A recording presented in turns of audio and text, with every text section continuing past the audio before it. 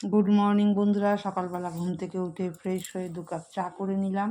আর চা খেয়ে আজকে চটজলদি একটু ব্রেকফাস্টটা করে নিয়েছি।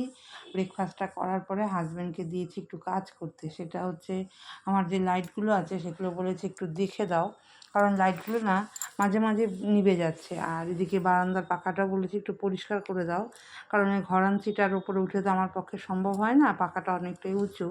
তো এদিকে উনি ওনার কাজ করছে, আর এদিকে আমি তো আমার রান্নাবান্না সেরে নিচ্ছি। আর বাইরে নেমেছে প্রচণ্ড বৃষ্টি। তো আমি কী করেছি, এগুলো উনি ওনার কাজ করবে, আমি রান্নাবান্না সেরে ওগুলো পরিষ্কার করে একবারে লাঞ্চ করে নেব। তো লাঞ্চ করে নিলাম। তারপরে সন্ধেবেলা দেখো রাতের খাবারটাও বানিয়ে নিয়েছি।